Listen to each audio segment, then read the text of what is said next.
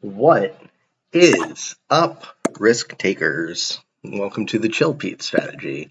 I am Pete, and I am still on vacation, expecting to be back in the studio for tomorrow. So apologies for the slight change in view and sound quality for today's episode. We are offering the first game in the Zombies Map Pack Battles. This is Command and Controller. So we're going to be playing a 5-player game on the Zombies server. Thanks to Mike and all the staff on the Zombies server for putting this together. And if you folks would like the invite, be sure to let me know, and I will connect all of you zombie fans to the Zombies server. All right, so I find myself in the 5th position of 6. I'm playing as Black. Yeah. In the first position, as always, we have the Zombies. In the second position, we have Zerky, one of the best risk players in the world from Croatia. Zerky held number 1 for the better part of 2 years, if I'm not mistaken, under the old system.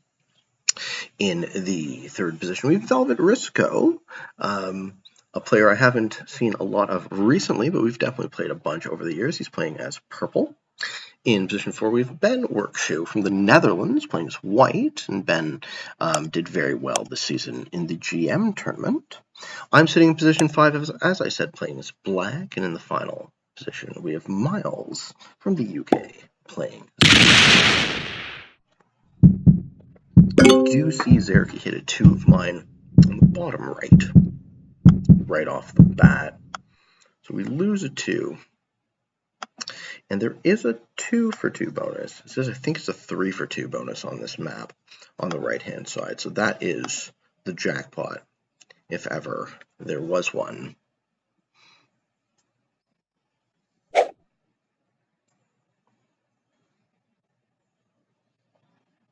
So a lot of these Zombies games in Fog is inference. You kind of have to figure out where people are based on if they hold bonuses. Now on this map, no one really is, so you really want to deduce location from paying attention to where everybody is. So the early turns are key to understand positioning. If you guys know anything about Mike, who is the head of the Zombie server, he also loves Fog games, so Mike would never put together a competition without Fog, I figure. So the first thing you're going to want to do in the early turns is try and consolidate your positions into a few stronger ones so that they don't just get eaten by the zombies. Because you only have one fortify, you have to be very careful with it. So it looks like we see White move through the portal and have the potential to be the one who ends up taking the jackpot. So I'm going to add a little bit in my positions. I'm going to add a little bit to all of my positions. I attack on the left. I'm hoping those 3 survive. And then I consolidate my 3 into my 6. So I have a 6 and a 2 3s, and then an 8 stack. But I have no occupation pretty much on the right-hand side. Now the portals make that a bit better. We know zombies like to prioritize attacking through portals.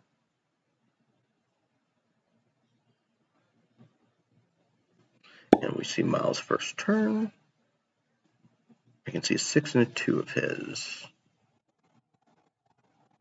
But that's all I see. Okay, so the zombies' first turn, we're going to see them make some fairly aggressive attacks on the first turn. I see a 13.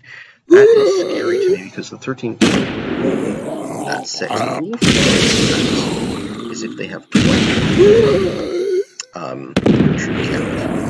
And attack. Now, I do lose a 3 off the I don't lose my 6. You do see them go -7. So whoever they hit up there lost a big stack, I figure. So after the first turn of the zombies attacking, we're now looking at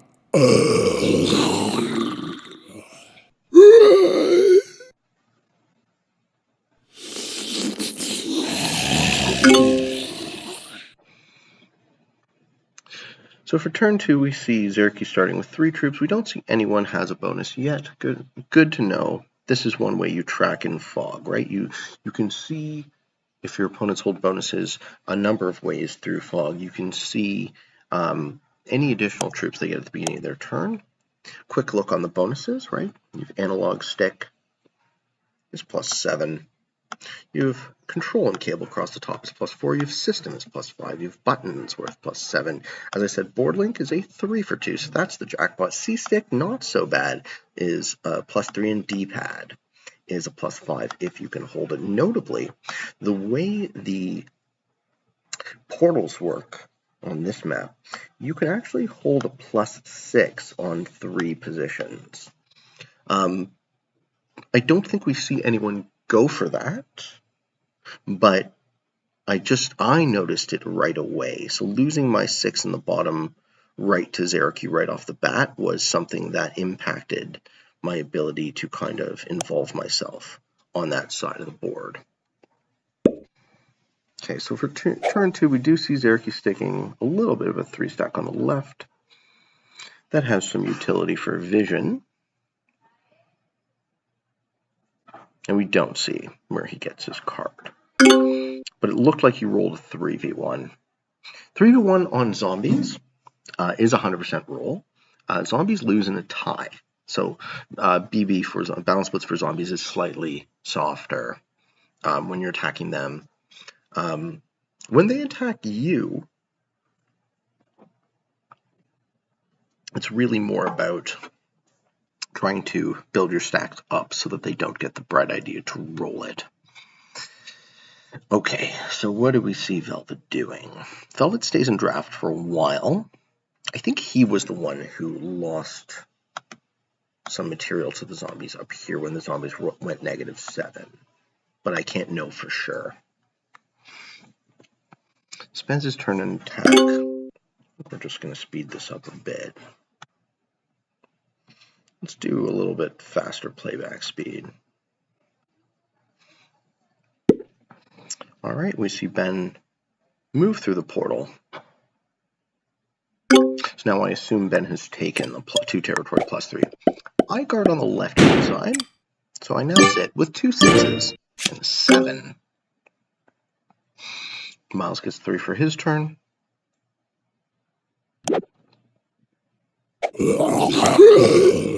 And we see zombies attack for the second time.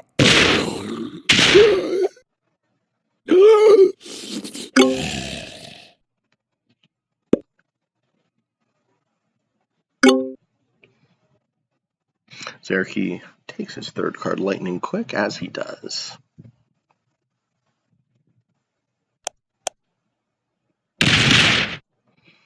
And we see a big 7 of Velvet sit on the portal.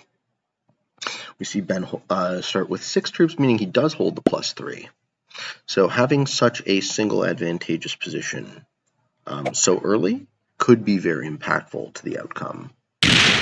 And that imbalance in the board is significant.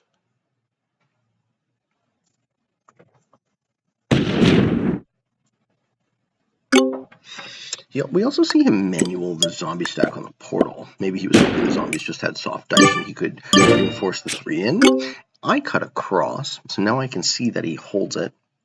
And I sit with a 7, and a 6. I like my 7 on the bottom left. I'll show you guys. I like my 7 on the bottom left because this territory touches so many. I have really good vision over there. I think in retrospect, moving into a territory with vision in the late game is probably unwise. So you use it early and at some point you want to migrate out. But I'm feeling pretty good with my positioning after the third turn. 2 7s and a 6. We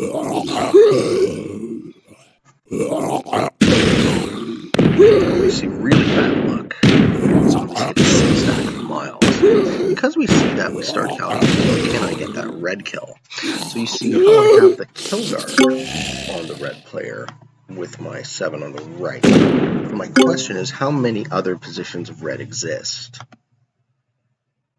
So now I go into hunting mode. These are very hunting style settings.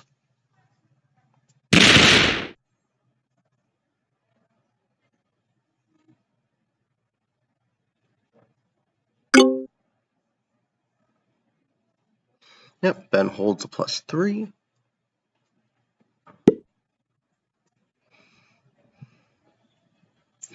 And wins a 2v1 on zombies to get his card. So he's happy to sacrifice his left-hand side position just to maintain a super strong card on the bonus. I like that play. I also hit the zombies. Slider down. I'm trying to lose as few troops as possible. We're now sitting with 2 7s and an 8. 23 and 4. An okay game. I think I would have loved to have a 4th position, but it's not really feasible. I don't see what Miles does. So we don't actually know where he is. The zombies cleaning out the side of the board that I'm on. I can still see Zerky and a single of Velvet.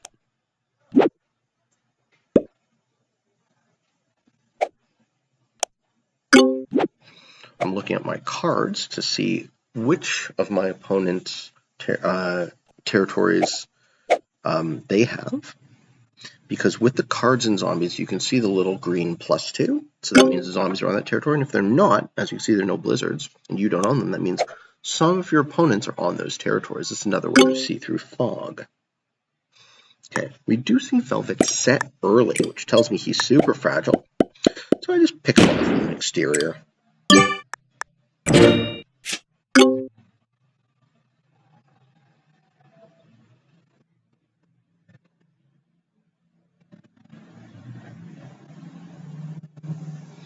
See Miles thinking, we do see him get his 5th card. And now the zombies.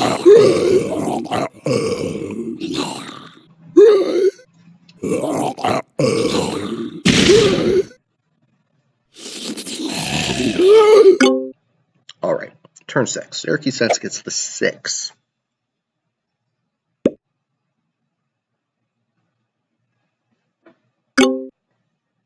Easy take and pass, I assume. I would imagine Zerky's in 3 positions.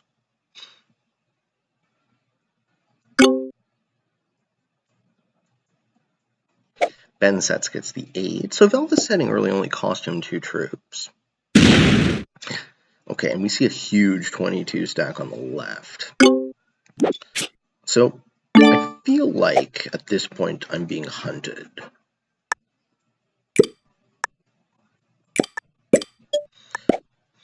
So I get easy cards off of my 7, and I do see Velvet 16.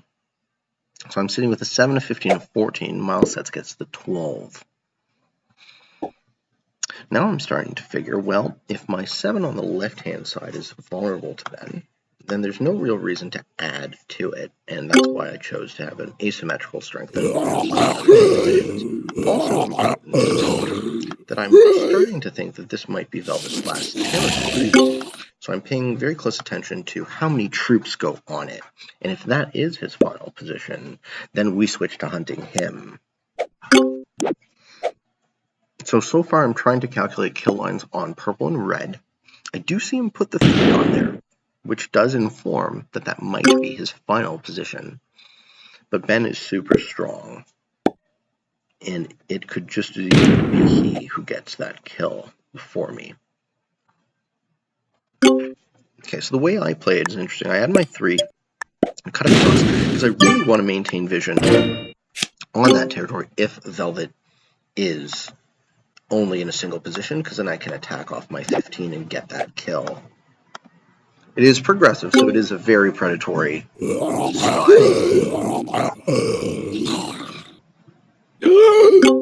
Okay.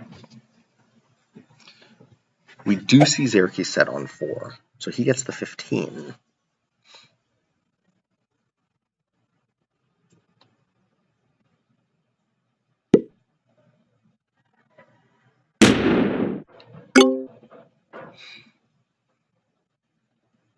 And we do see Velvet set on 4, so he gets the 20. So now I'm almost certain it's his final position. I also don't think he's slidering because he's losing an awful lot of troops to these zombie stacks.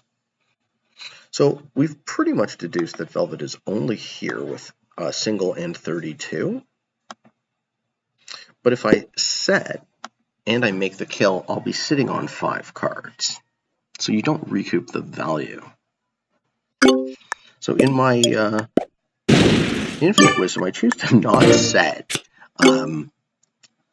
which I guess my logic here was I was going for the purple kill, but I wanted to make it in turn profitable.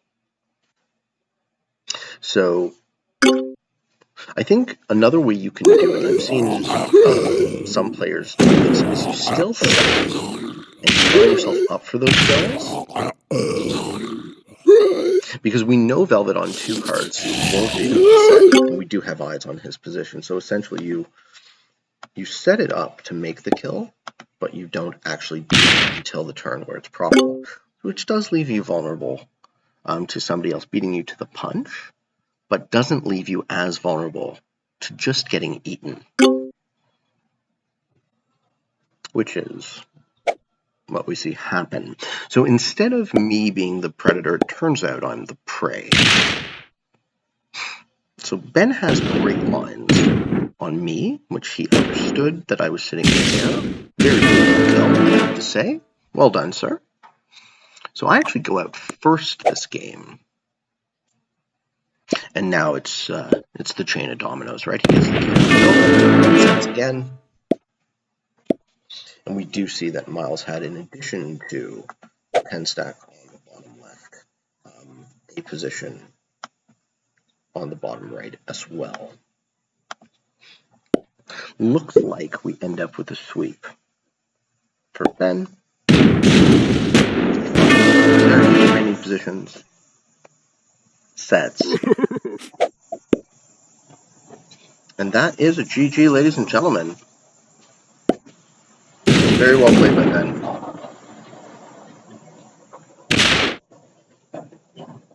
So for the remainder of this game, we don't see Miles set. What would you do if you were Miles? I think it would make sense to hit Ben as hard as you possibly could in the zombie cleanup, but like he just doesn't have enough troops. I think you hit that 68. You know, in every world, I think you roll just in the blind hope that maybe the zombies knew first. But it's pretty much a foregone. It's a very desperate play, and it's pretty foregone conclusion. So we see Miles with 220 stacks, but Ben has a 68 portal, pretty much accessible to the rest of the board.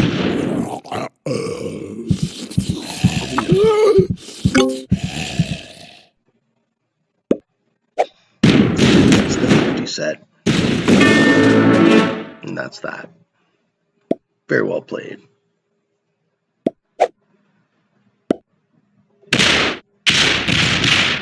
Yeah, so I guess my prog skills let me down here. I really should have been focusing on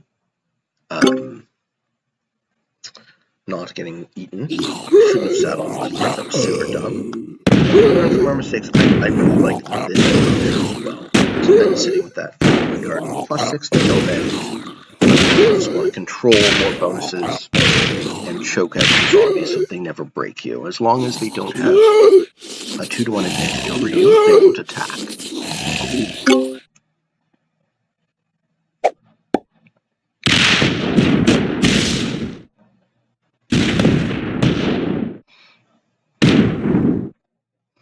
Now we have a 2-point, a 3-point.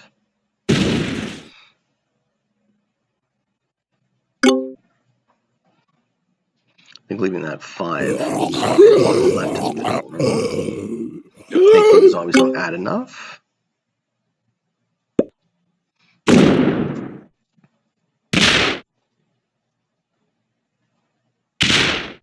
Also, making note that the portals are accessible, but there's only one portal remaining. So guarding here and here actually doesn't make any sense if you just hit that portal and guard it instead.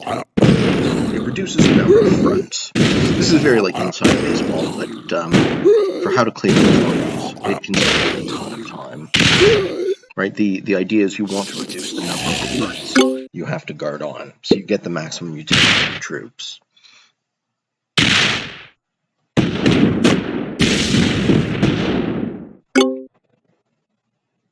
Yep, we're now 2 turns away from victory. GG Miles, Velvet, and Zeriki, and congrats to Ben. And looking forward to playing with you guys again, and all the other competitors in the Zombies tournaments. I'm grateful to Acero Mike for putting this together, and as I said, folks, if you're interested in getting on the Zombie server, just reach out to me, and I will connect you.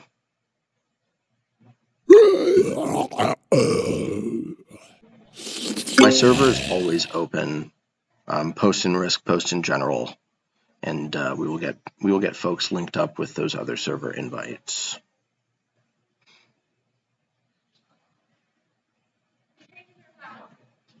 Also, I think there's a rule in the server where if you can not download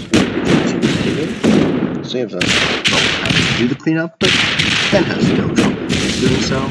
Ends the game. I hope you all enjoyed, ladies and gentlemen. I hope you found some of this fun and entertaining, maybe even a little bit educational and informative. If you are interested in getting better at the game of Risk, I invite you to subscribe to my channel and come along the ride with me.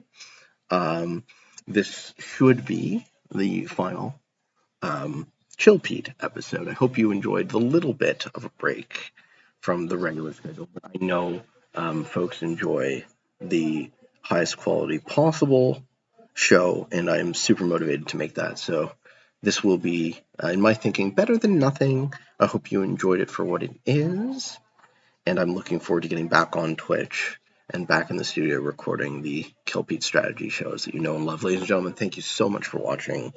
I appreciate you, I love you, and for all of you on the path to world domination, good games and good luck.